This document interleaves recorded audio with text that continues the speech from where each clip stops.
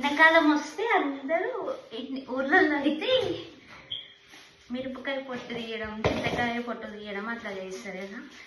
నేనైతే ఆఫ్ లైసెన్స్లో పనిచేస్తున్నా. సో ఇవన్నీ కొంచెం నీట్గా చేసి కట్ చేసి ఇలా డబ్బాల్లోకి, అంత పెద్ద డబ్బాలు వేసు. ఇవి మా ఫ్రెండ్ ఒక ఆమె లడ్డూలు తెచ్చింది ఇందులో. సో నేను ఇందులో స్టోర్ చేసుకోవాలనుకుంటున్నాను. ఇవి ఏం లేదండి, ఇట్లా గ్రో అయినాయి.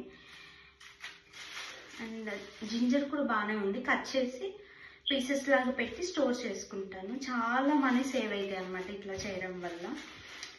మెయిన్ థింగ్ ఏంటంటే యూకేలో చాలా కాస్ట్ ఎక్కువ ఉంటుంది. సో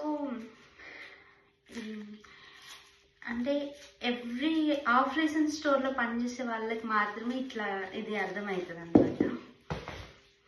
సో కట్ చేస్తుంది.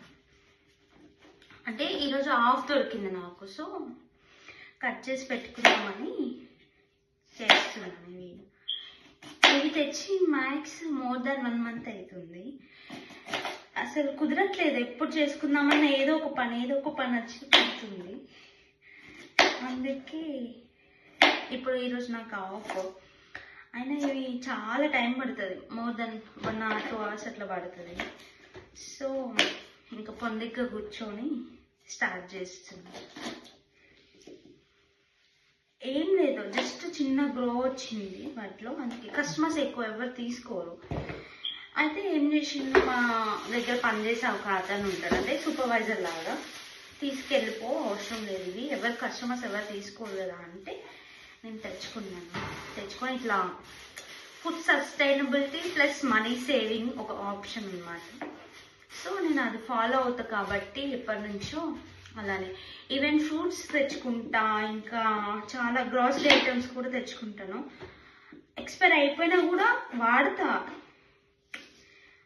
అయినా నాకేం అవ్వలేదు, హెల్త్ ఇన్ఫెక్షన్స్ ఏం రాలేదు, నార్మల్గానే ఉన్నాను.